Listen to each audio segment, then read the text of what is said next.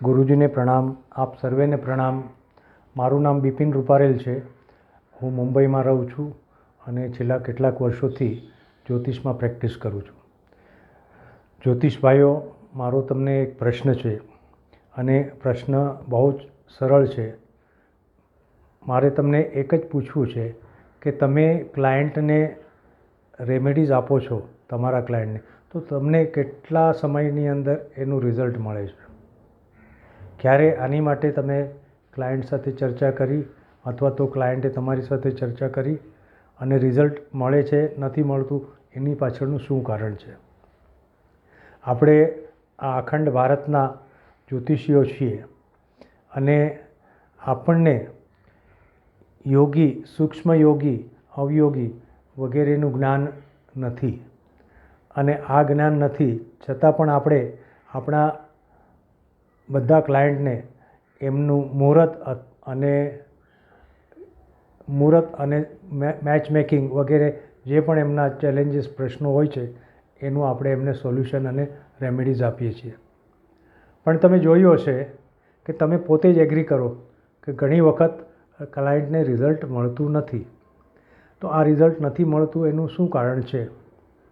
અને આપણે મુહૂર્ત આપીએ છીએ તો શા માટે એનો ફાયદો નથી થતો?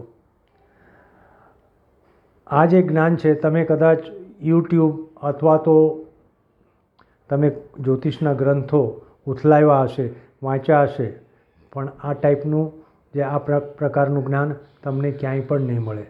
કારણ કે આ જે જ્ઞાન છે એ શ્રુતિ અને સ્મૃતિ એનું જ્ઞાન છે અને એના દ્વારા જ એ જ્ઞાનનો ફાયદો થાય છે.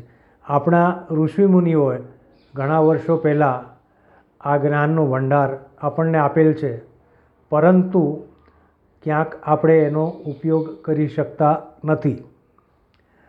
એક સામાન્ય વસ્તુ છે કે મારે સંગીત શીખવું છે, તો મારે સંગીત શીખવું છે તો હું યુટ્યુબથી સંગીત શીખીશ કે હું ચોપડી વાંચીને સંગીત શીખીશ? તમારો જવાબ હંમેશા હશે કે આવી રીતે ન શીખાય. તો મિત્રો, મારું એક જ વિનંતી છે, જો આ પ્રકારનું જ્ઞાન, સંગીતનું જ્ઞાન મેળવવું હોય તો જે સંગીતના તજ્ઞ છે એની પાસે આપણે જવું જોઈએ. એવી જ રીતે આજે સૂક્ષ્મ યોગી, સૂક્ષ્મ અવયોગી, ઉપઅવયોગી વગેરેનું જે જ્ઞાન છે એની માટેના આપણે એક એવા ગુરુ પાસે જઈએ તો ત્યાંથી આપણને એ જ્ઞાનની પ્રાપ્તિ થાય અને એ જ્ઞાન ત્યાંથી જ મળી શકે. તમને યુટ્યુબ ઉપર કે કોઈ પણ ગ્રંથ વાંચવાથી આ જ્ઞાન તમને ક્યારેય મળશે નહીં. તમે મુહૂર્ત આપો છો અને મુહૂર્ત આપ્યા પછી એ મુહૂર્ત જે સક્સેસ નથી થતું એનો દોષ આપણને લાગે છે, કારણ કે આપણે આપેલું છે. એક જ્યોતિષ તરીકે આપણે એમને આપેલું અને એમાં સક્સેસ ન થયું તો એ જ્યોતિષ ઉપર એમને વિશ્વાસ નથી રહેતો.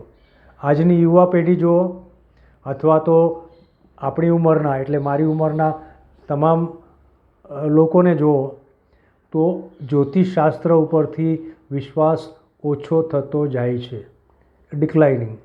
શા માટે? કારણ કે આપણી પાસે પૂરતું જ્ઞાન નથી, આપણી પાસે અપૂર્ણ જ્ઞાન છે. આ જે સૂક્ષ્મ જ્ઞાન છે એ આપણી પાસે નથી. પણ એવું નથી કે આ શાસ્ત્રની અંદર આ વસ્તુ નથી. શાસ્ત્ર તો પરિપૂર્ણ જ છે, શાસ્ત્રની અંદર દરેક વસ્તુ છે. આપણી પાસે એ જ્ઞાન નથી કારણ કે આપણને એવા ગુરુનો સંપર્ક નથી થયો અથવા તો આપણે એવા ગુરુની છત્રછાયામાં આવ્યા નથી કે ત્યાંથી આપણે આ જ્ઞાન મેળવી શકીએ. મારી પાસે એવા ઘણા કેસીસ આવે છે જેની અંદર કે એક ફેમિલીની અંદર પતિ પત્નીની અંદર મનમેળ ન હોય, એમને ત્યાં બાળક ન હોય, એટલે એમને ત્યાં ઘોડિયું ન બંધાણું હોય કે એમનો પરિવાર આગળ ન વધતો હોય. તો આ બધા પાછળનું કારણ શું છે? એમાં એવું જ હોય છે કે પુરુષ અને સ્ત્રી, પુરુષનો યોગી ગ્રહ અને સ્ત્રીનો અવયોગી ગ્રહ જો બંને મેચ એક સરખા હોય તો એ મેચ ન થાય અને એમનો સંસાર આગળ સારી રીતે ન ચાલી શકે. આ દરેક વસ્તુમાં એપ્લાય છે. મુહૂર્તમાં પણ આ જ વસ્તુને આપણે ઉપયોગમાં લઈ શકીએ છીએ. એટલા માટે ઘણી વખત આપણે મુહૂર્ત આપ્યા પછી આપણને એમ લાગે છે કે આ મુહૂર્તમાં આપણા ક્લાયન્ટને ફાયદો કેમ ન થયો, અથવા તો ક્લાયન્ટ કેમ સેટિસ્ફાઈ ન થયો, અથવા તો એમનું કાર્ય કેમ સફળ ન થયું. આ તમારા મનના બધા પ્રશ્નો હશે. આ બધા પ્રશ્નોનો ઉકેલ એક જ છે કે આ જે જ્ઞાન છે એ શ્રુતિ અને સ્મૃતિનું જ્ઞાન છે, એ તમને સારામાં સારા ગુરુ પાસેથી જ મળી શકે. આવા અનેક ઉપાયો મારી પાસે છે, એટલે એવા દાખલાઓ છે જેની અંદર મારી પાસે લોકો આવેલા અને એમને મેં સારી રીતે એનો ઉપાય આપેલો અને આજે એમને ત્યાં એમનો સંસાર બહુ સુખથી ચાલે છે. હમણાંનો જ એક દાખલો આપું તો મારા એક ક્લાયન્ટ છે જેમને ઘરે એમના 9 વર્ષથી લગ્ન થઈ ગયા છે, પણ એમને ત્યાં બાળકનો અભાવ છે, એમને ત્યાં બાળક નથી. એટલે તમે સમજી શકો છો કે ઘરની અંદર જો બાળક ન હોય તો સંસાર કેવો હોય. એમને મેં એમના ફક્ત અને ફક્ત સૂક્ષ્મ યોગી ગ્રહ એક્ટિવ કરાવ્યા અને સૂક્ષ્મ યોગી ગ્રહ એક્ટિવ કરાવવાથી એમને પ્રેગ્નન્સી રહી અને આજે એમને ત્યાં બાળકનો જન્મ થયો છે. આ એક બહુ મોટી ઉપલબ્ધિ છે કે એક નાની વસ્તુથી આ વસ્તુ બની શકે છે. મિત્રો, હું કોઈ પણ લોકોને એક નંગ અથવા તો એવી મોંઘી જાતના જે બી ઉપાય છે એ આપતો નથી. આ જે ઉપાય મેં તમને કીધો એ બહુ સૂક્ષ્મ છે કે કોઈ વનસ્પતિ લઈ અને એને એક્ટિવ કરવાનું. આ એનાથી એક્ટિવ થાય છે અને આજે ઘણા લોકોના જે કેસીસ છે આ રીતે જ સોલ્વ થયેલા છે. આપણે જોઈએ છીએ કે આપણે સામે દરેક જે કેસીસ આવે છે એમાં ક્યાંક ને ક્યાંક એક ચેલેન્જીસ હોય છે અને એ ચેલેન્જીસ માટે એ આપણા ક્લાયન્ટ આપણી પાસે આવે છે. આપણા ઋષિમુનિઓનું આ જ્ઞાન છે અને એ શીખવા માટે આપણે યોગ્ય ગુરુ પાસે જવું પડે. આ યોગ્ય ગુરુ એટલે કોણ? કે જેમની પાસે આ સૂક્ષ્મ જ્ઞાન છે એ.